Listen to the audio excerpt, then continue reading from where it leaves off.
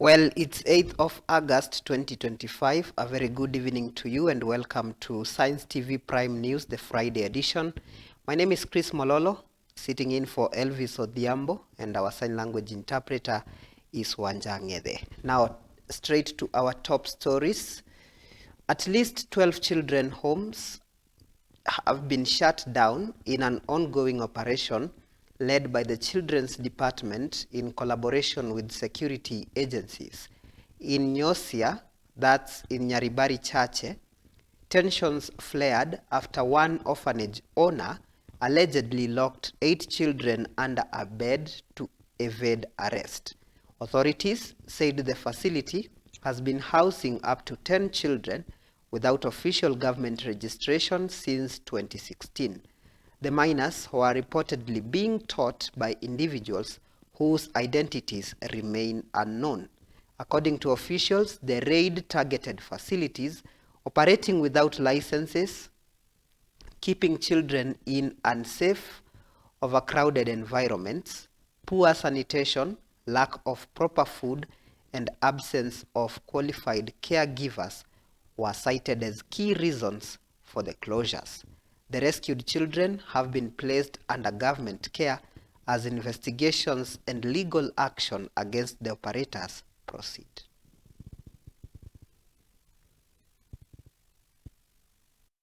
When we heard that a child has been defiled and the suspect has been released very quickly on bond, we are very worried, and I want to send this message to the courts. It shows we have 16 children in this institution. When we assessed, we found out that this institution is not registered with us. And that means they have put children in this institution illegally against the rights and welfare of the children. In our country, we are not registering any new children institutions. As keepers of our brothers and our sisters, let us foster these children and help them to grow. On a sad note, grief has engulfed Mwehoko in Githurai, that's Kiambu County, as families of the 6 people who died in yesterday's aircraft crash visited morgues to identify the bodies of their loved ones. The aircraft, owned by Amref, reportedly developed technical problems mid-air before crashing into a residential building, killing 4 people on board and 2 others who were inside the house. The impact of the crash left behind scenes of devastation, with property worth thousands of shillings destroyed. Relatives recounted the heartbreaking loss of their family members, while some also mourned the loss of their homes and possessions. Eyewitnesses described moments of panic as the plane descended, followed by a loud explosion and a thick smoke that engulfed the area.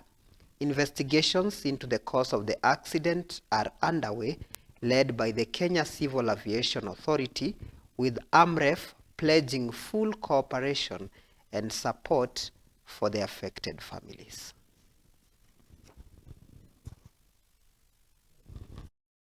Small aircraft was headed to our borders with Kenya, reliably informed by Amref to Somalia, to evacuate sick people. It passed over our house, like literally.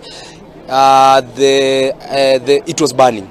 There was fire, and it passed over us. It came, and all of a sudden we had a loud explosion, boom, and everyone came out. Everyone responded like, what has happened? It's not natural. This is a very calm area. There are no noises, no anything. So we came, we rushed here, and the house behind me was ablaze. The neighboring house over there was also ablaze. Nilisikia tu commotion nje kutoka, nikafuata ndege.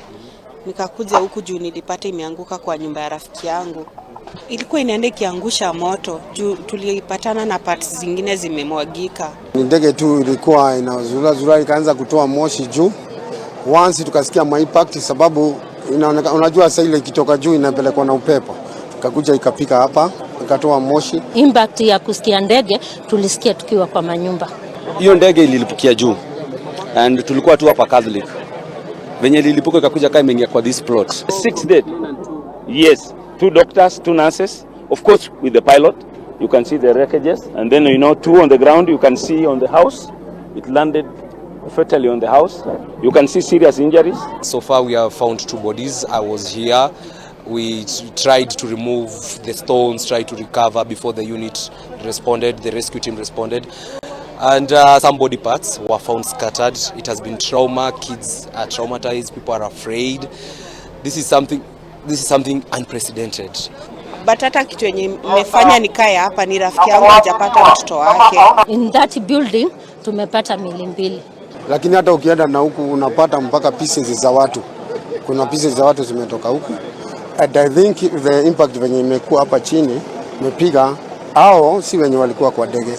I think ni wale walikuwa kwa plot wakijaribu kujiokoa. So I don't think there is another body in this strategy hata kidogo.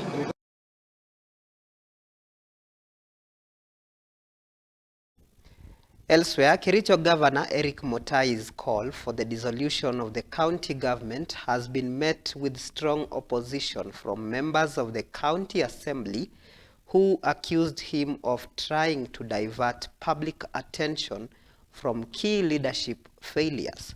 Speaking today, Leader of Majority Philip Rono, flanked by several MCAs, criticized the governor for allegedly failing to execute the duties of his office effectively. They claimed that instead of seeking dissolution, he should focus on delivering services to residents. Deputy Speaker Cheriot Bet further urged Governor Mutai to settle out standing county debts amounting to 85 million Kenya shillings, warning that failure to do so would worsen the county's financial woes.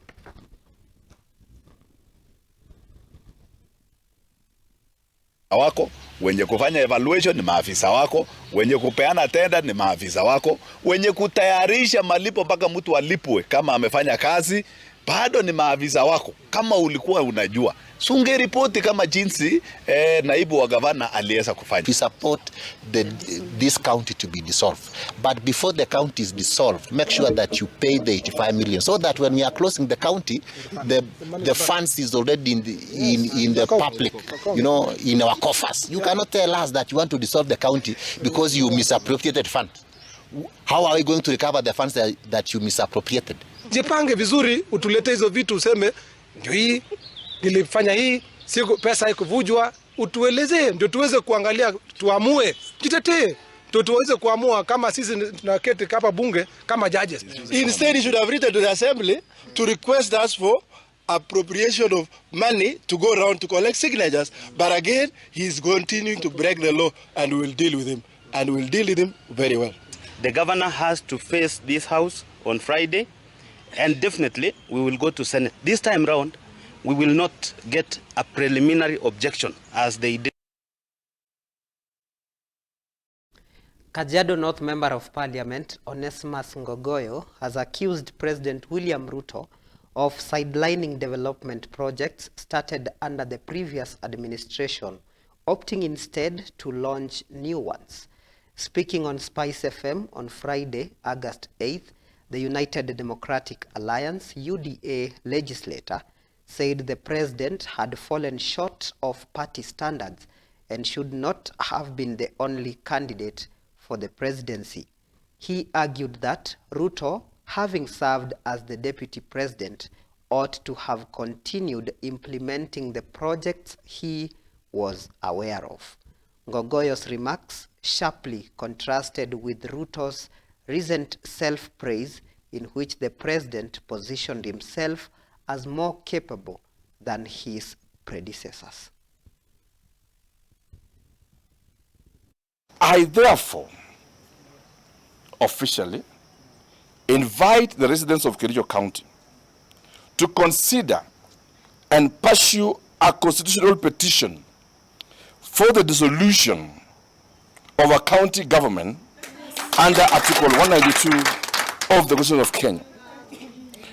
Let us no longer be just to function. Tomorrow, we will begin collecting signatures across the county to dissolve the county and petition the president to petition the county government of Kericho, and then we go back for fresh elections and let the people decide. We will not continue like this. We will not be hostage. And so tomorrow we'll kick off the process of collecting signatures to dissolve Kericho County. And we respectfully ask the President that by next week when we will be presenting for him the documents to gracefully accept the people's of Kericho's decision, to the wills of Kericho, to dissolve the county, and we all go back to seek fresh mandate from the people of Kericho.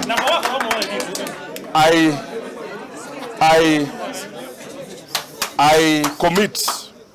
We are waiting for the impeachment to take place next week. We commit to avail ourselves in the assembly. We are ready to face the assembly. We are ready to face Senate. We are ready to explain our story. Because when you say to the governor that so and so did this and this, the governor is not the accounting officer.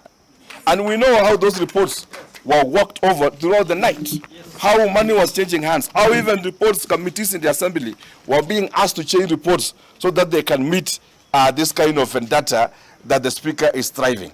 And to my good friend, engineer Fred Kirui, you were a mistake that I selected as a deputy governor.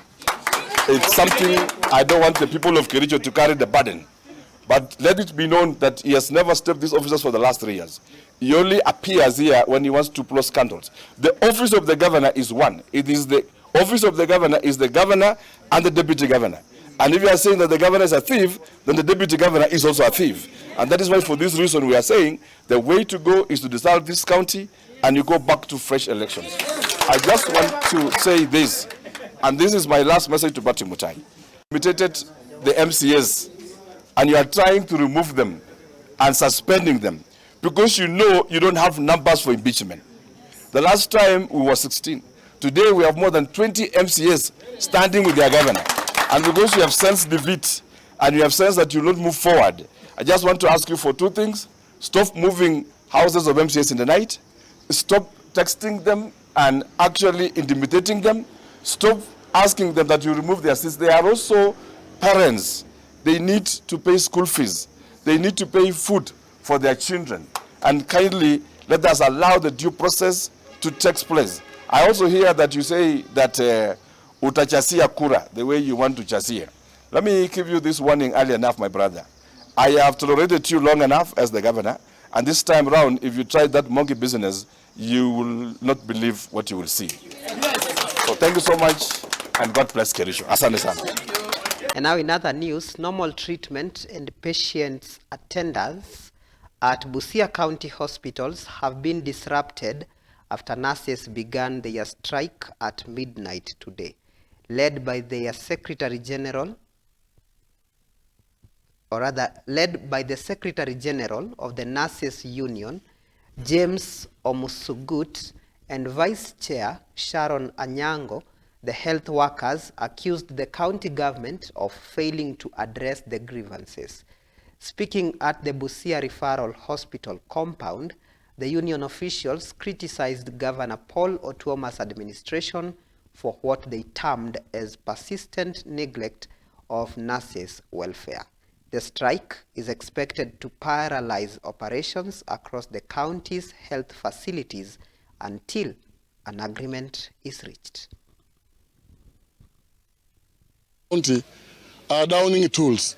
We will not come back until the issue of shortage, as you've heard our members complain about, the issue of shortage has been sorted. Hakuna kitu yenye tunaona serikali inatusaidia.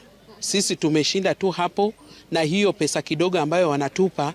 Tunafanya kazi sehemu na wenzetu, lakini sisi tunapewa.